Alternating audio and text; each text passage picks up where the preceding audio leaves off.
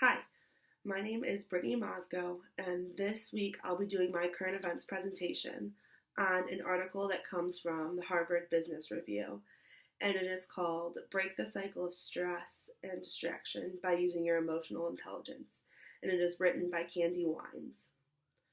So this article focuses on stress at work and how stress affects each of us individually and how it can cause us to lose focus. So she says that focus helps us succeed, and our focus can get hijacked by high stress levels, and that'll leave us feeling frazzled and forgetful and unable to concentrate. I chose this article this week because it resonates with me personally. I believe that I work in a high stress workplace, and my coworkers and I have large workloads. And with the nature of our work, it kind of cycles and it really doesn't end, so it is pretty stressful. And this article gives examples of high stress work areas by people who say things like, I feel completely overwhelmed, my workload is insane, or I'm mentally exhausted from the stress and distractions in my office. So I feel like a lot of us in this class can probably relate to this and find this article helpful, hopefully. So Wines says that she found through her research that there is a specific reason why some people get burnt out at work and some people don't, and that's because the people that don't get burnt out are able to use their emotional intelligence to manage their stress levels a little bit better. The article goes on to give tips on how to improve emotional intelligence and focus and reduce stress. It's kind of a recap for us as we're nearing the end of this course, and we've talked in great lengths about emotional intelligence and self-awareness and self-management. But this article does a good and easy recap of all of that. She breaks it up into the two categories that focus on ourselves. She first starts by explaining that self-awareness is step one.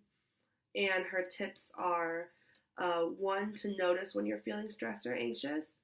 And she suggests that in order to figure out when you're feeling stressed or anxious, you could create a list of all the things that cause you anxiety in your life.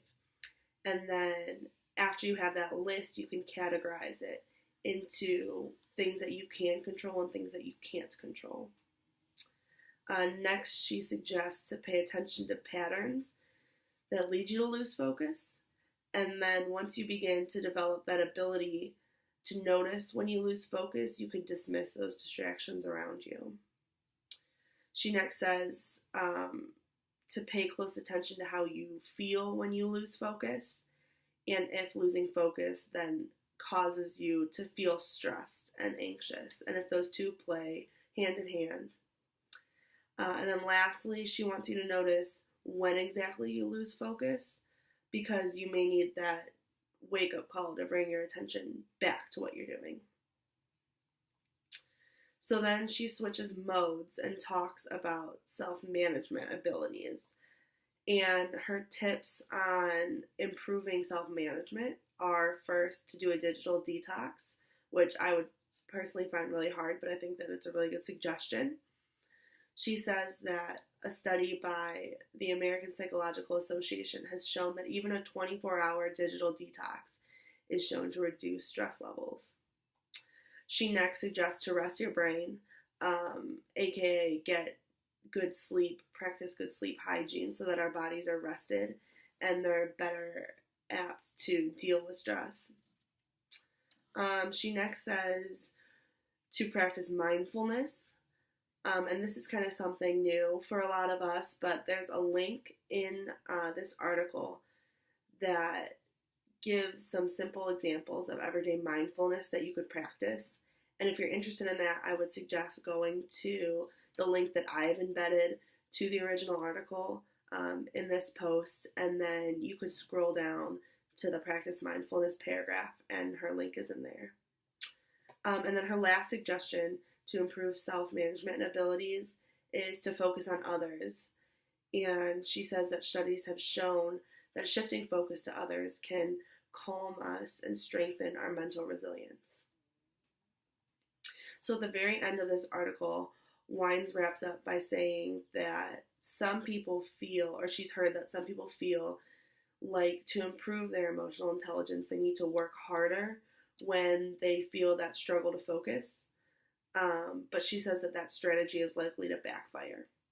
And I kind of thought that this was a really great ending to the article because I too have felt myself thinking that to work on emotional intelligence and everything we've talked about in this class, I also need to work harder to notice and recognize all these things about me and all these habits that I have. But really, Wines is saying that instead we need to figure out what triggers our stress and inability to focus, or any other emotional response for that matter, and then just consciously take different actions that are going to lead to a better outcome for us. So, instead of working harder, we just work a little bit smarter. So that's what the article is about. The discussion I'd like to have this week focuses around 3 questions. The first question is, have you ever felt like stress or lack of focus has taken over your ability to succeed at work? The second question is, how did you resolve this situation, or did it resolve? And were you able to use your emotional intelligence to help improve your stress levels? And then the third question focuses on other people that you work around. And I ask, have you ever noticed somebody else's stress or lack of focus affecting your position, and how did you work through that situation? Thank you. I hope you guys enjoyed.